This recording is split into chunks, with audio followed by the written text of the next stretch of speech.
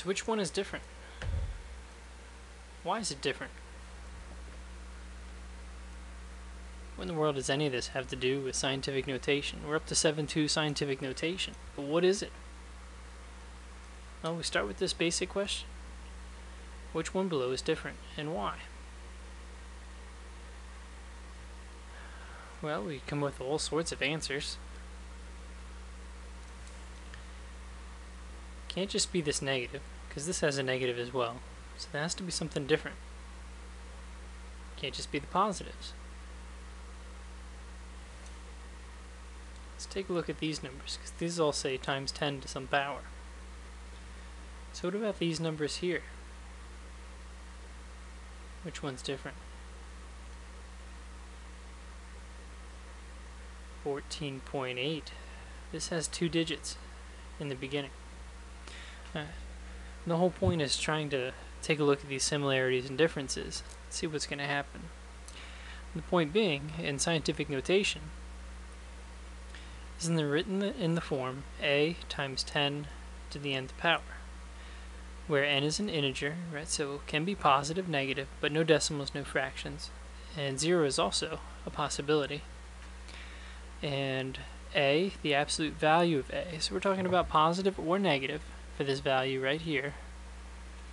We want it to be greater than or equal to 1 and less than 10. So we want it to be a single digit. So examples we have down here, 3.4 times 10 to the 6th, 5.43. So notice I can have multiple digits after the decimal point, or I can have plain old 9, because this is 9.0 if we wanted to see it that way.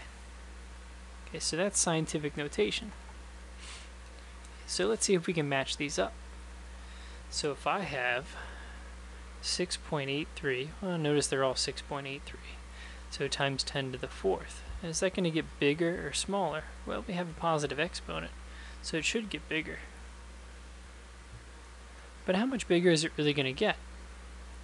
Well, that means I want to take from where the decimal point is, and I want to slide that guy over 1, 2, 3, 4. So I should have 2 zeros on top of this. So number 1 is going to match up with C. The next one we see is negative 4. Well, to use this with negative 4, that means it's going to get smaller. I should be moving the decimal point. 1, 2, 3, 4. 0, 0, 0 with the decimal point out in front. So I have 1, 2, 3. Well, that's going to be straight over to B. And the last one, we can kind of figure that 3 is going to go to A. But we'll make sure we understand why. I have times 10 to the 8th power, which means I'm going to move that decimal point 8 places. So if it was here, 1, 2, 3, 4, 5, 6, 7, 8. So now it's down here. Okay, so those positive powers on 10 are going to make your number bigger. Negatives are going to make it smaller. Okay, very big misconception is that it's talking about the number of zeros, and it's not. Remember the first example we did, we had the 4th power.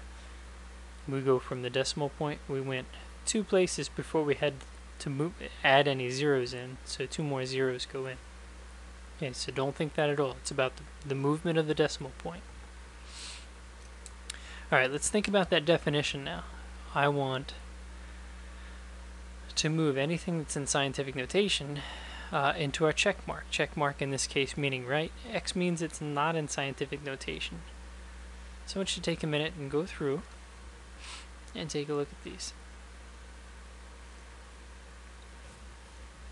Okay, once you've tried a few out, now I'm going to start to move them. 4.5 times 10 to the 3rd.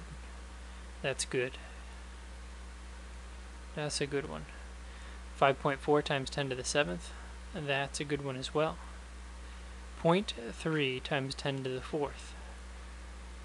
0.3. 0.3 is not between 1 and 10.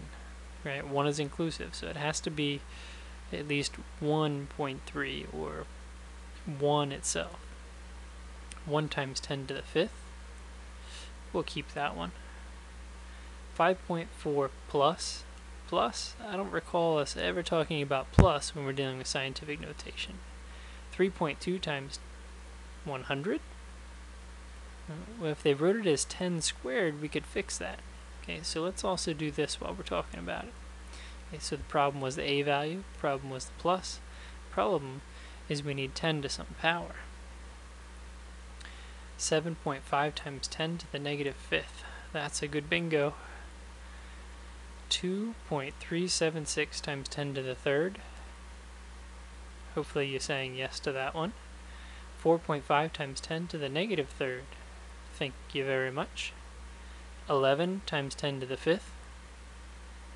No. Remember, our issue here is the a value has to be between 1 and 10. 2.3 times 5 to the fifth. No, the a value is okay. It's multiplied, but this should be a 10.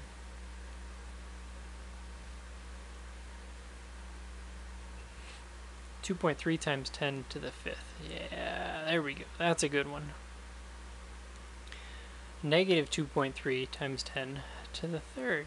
Remember, it just has to be the absolute value between 1 and 10.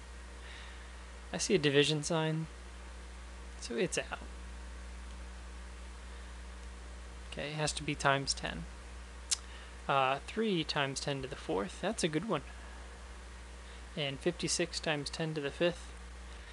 I feel like 56 is just a tad bit over 10. Okay, so no good there. Okay, so that's what our column should look like now.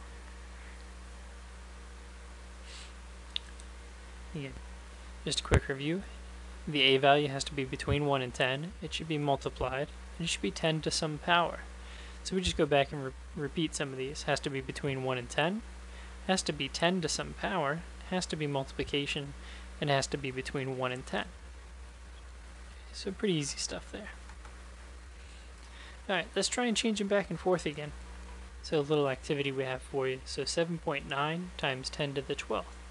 Well, the 12th power tells me that it's going to move the decimal 12 places. Positive means we're going to go to the right. So if we move them 12 places to the right, that's going to tack on just a few zeros here.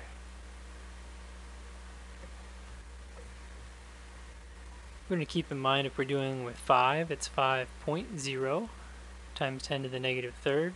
This number is going to get smaller. Okay, I have to move it 3 places, 1, 2, 3. That puts 2 zeros in front. So 0.005. 3.34 times 10 to the sixth. I'm going to move 2 places here. I'm going to need 4 more zeros. So if we write it out, I also want to make sure I can do this the other way. So where should the decimal go? When I look at all this mess, well, I have to take all the stuff that's important to me, which is the 47423, and I have to make sure that number is between 1 and 10. So the decimal has to go here. So we're talking about 4.7423. Well, if the decimal started here, how many places do I have to go to get it here? So 3, 6, 7, 8. So when I slide it over, we should be looking at 4.7423 times 10 to the 8th. Alright. So again, we need to find out where the decimal is going to end up. So 3.75, we counted over 1, 2, 3, 4, 5, 6, 7. This is a very small number. Small numbers, negative exponents. There we go.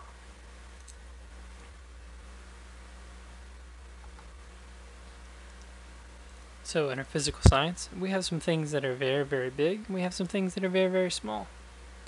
If we were to take and try and find the temperature at the sun's core, the sun's kind of warm, right? You think it's warm here? It's very warm on the sun. Okay, 1.55 times 10 to the 6 Kelvin. So we want to write each number in standard notation. So we're going to take 1.55 times 10 to the 6th. It's going to get larger. So 1, 2, 3, 4, 5, 6. 1, 2, 3, 4 zeros in there. It is always helpful to put commas in so we can easily check our answers with each other. So we'll do that. For large numbers, of course. The mass of the smallest insect, a parasitic wasp, 4.92 times 10 to the negative 6 grams. That's pretty light. So I know right now it's negative, so we're moving to the left. So I have one place here, I should put 5 zeros in front of it. So 0.1, 2, 3, 4, 5, 4, 9, 2 grams. Okay. Pretty small, pretty small. Alright, if we want to compare numbers in scientific notation, so this is not only just using it, but now stepping it up just a little bit. The map below shows 4 major world oceans and their surface areas.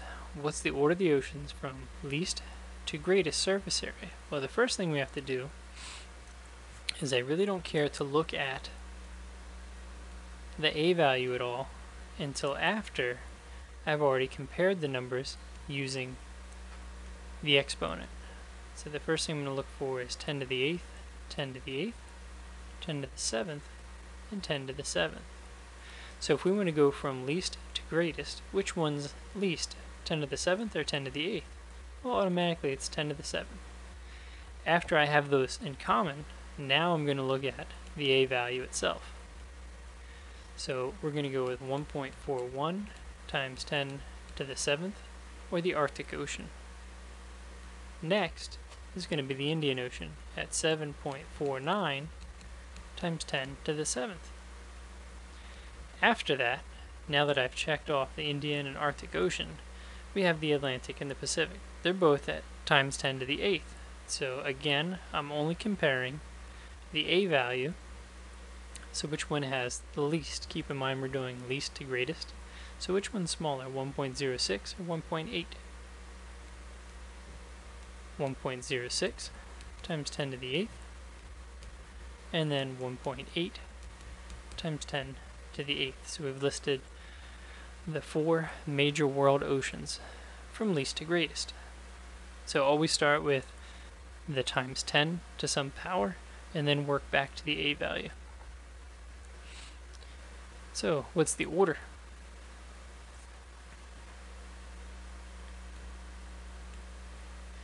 Well, we have a few issues, right? I just told you to check and start with having everything in scientific notation. So our first number is not in scientific notation. This is too big, right? 49 is too big. So one thing we want to show you is move that over, and you're going to add 1 to the exponent. So right now it's 4.97 times 10, and there was a 1 understood, so that will make it 2. 4.17 times 10 to the 7th. Okay, that's in proper scientific notation. The next one is not. Okay, we have something that's too small. So we need to move the decimal until we get to a place that it can be. So we're dealing with 4.7 times 10. Now instead of the 9, I had to move it 2 places. It was too small, so I'm going to subtract. So 10 to the 7th. And our last number, it doesn't have times 10 at all, so we'll do 4.95. Now this number was too big or too small? Remember, it has to be between 1 and 10. It's too big. So that means I'm going to add 2. So my exponent is 2. It moved 2 places. Now that I have everything in common, or written properly in scientific notation, I can go through and check. I have 2, 7, 7, and 2. Now I can just simply compare these numbers as we go. So again, we want to go from least to greatest. So I start with my 10 to the 2nd power. Which one's smaller? Okay, here's the smallest one. Here's the second one. Now 10 to the 7th and 10 to the 7th. So compare these two. I went the least to greatest. So least is 3 and 4. What's the order of the following parts of an atom from least to greatest mass? Well, times 10 to the negative 24th, times 10 to the negative 24th, times 10 to the negative 28th. Okay, so now if we're talking about negative, that's going to be the smallest. So here's number 1. That is the smallest, going least to greatest. The next thing we're going to compare, since these are both times 10 to the negative 24th, 1.67, smaller number is 3, so it is the proton next, and the neutron last. So if it's already in proper scientific notation, life is a little bit easier. If not, we'll adjust it.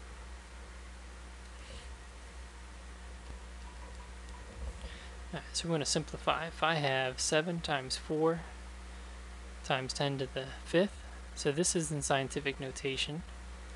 This is just a plain old number. So all we're going to do is multiply our first numbers. So 7 times 4 is 28 times 10 to the 5th. Well, 28 is too big, and it's too big by 1 decimal place. So I'm going to add on to the exponent. So 2.8 times 10 to the 6th is my final answer in scientific notation. Give your answer in scientific notation, done deal. Definitely did that. Okay, for our exit pass, we want to write in scientific notation today, and also write in standard notation. So I showed you a couple more things about adjusting the numbers. We're going to do more with that in class, but I want you to have some basics, how to change it back and forth and make sure that it's correct.